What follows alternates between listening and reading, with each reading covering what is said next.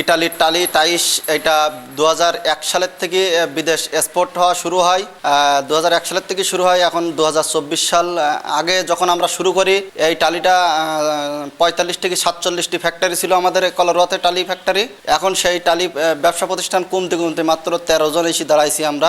আসলে এই ব্যবসাটাকে একেবারে ধস নেমে গিয়েছিল করোনার সময়, এই ব্যবসাটাকে আর হয়নি। আমাদের এই টালির টাইসের বিষয়টা যদি আমরা যেমন আমাদের ইটালি, ইউরোপ, দুবাই, আমেরিকা যুক্তরাষ্ট্র এই মালগুলো আমাদেরকে যাচ্ছে। আমরা বৈদেশিক মুদ্রা আসতেছে বিদেশ থেকে আমাদের এই দেশে, আমাদের এই টালিটা পাঠাই। আমাদের এই টাইসের বিষয়টা একটু যদি নজর দিত যে আমাদের এই শ্রমিক বর্তমান 6 থেকে 700 শ্রমিক আমাদের এই টালির এরতে কাজ করে, আরও এই ব্যবসাটাকে আরও বড় করা যেত। যদি স্বল্পসুদে কিছু আমাদেরকে ঋণ প্রদান করতো বা এই টালিটা যদি আমাদেরকে একটু ব্যবসাটাকে আরও একটু বড় করতে পারতাম, আরও ব্যবসাটাকে আগের জায়গায় নিয়ে যেতে পারতাম, ফ্যাক্টরিগুলো আরও কর্মজীবী বাড়াতে পারতাম। কলারোয়া টালি এটা ফ্যাক্টরিতে তৈরি হয় এবং তৈরি হওয়ার পরে এই মালগুলা আমাদের ট্র্যাকে উঠে মোংলা পোর্ট পর্যন্ত চলে যায়। ওইখান থেকে শিপমেন্ট হয় কন্টেনারে ওঠার পরে এখানে বিভিন্ন দেশে চলে যায়।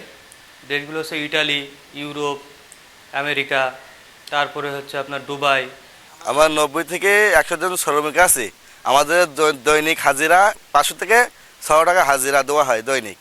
আমরা 90 থেকে 100 জন কাজে আছি। মহাজন হিসাবে আমাদের খুব ভালো দেখে, আমরা খুব সেপালি কাজ করে দিই। এটা মাটি দিয়ে তৈরি করা একটা ইটালি টালি। এটা আমাদের দেশে নিজস্ব দক্ষ শ্রমিক দিয়ে আমরা নিজেরা স্থানীয়ভাবে উৎপাদন করি এবং এটা দেশের বাইরে যায়।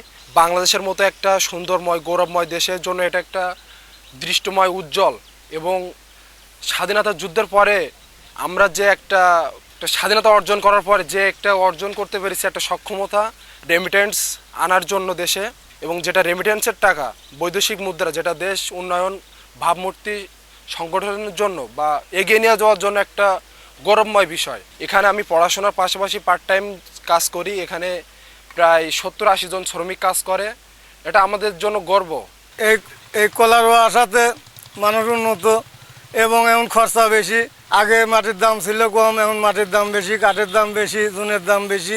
এই জন্য এখন একটু সমস্যা, একটু মানে সব কিছুর দাম বেশি। আগে চুন ছিল 100 টাকা, এখন চুনের দাম 500 টাকা 600 টাকা। এক টলি মাটির দাম ছিল 60 টাকা 100 টাকা, এখন হইলে 350-400 টাকা।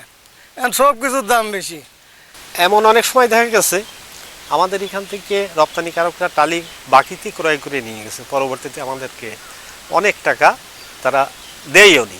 এখানে প্রায় কমপক্ষে এইভাবে প্রায় 1 কোটি টাকার মতো তারা মার দিয়ে গেছে।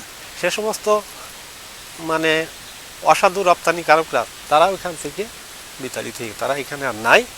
তারা আমাদের এই টাকা পয়সা মার দিয়ে তারা তাদের ব্যবসা গুটাই গেছে।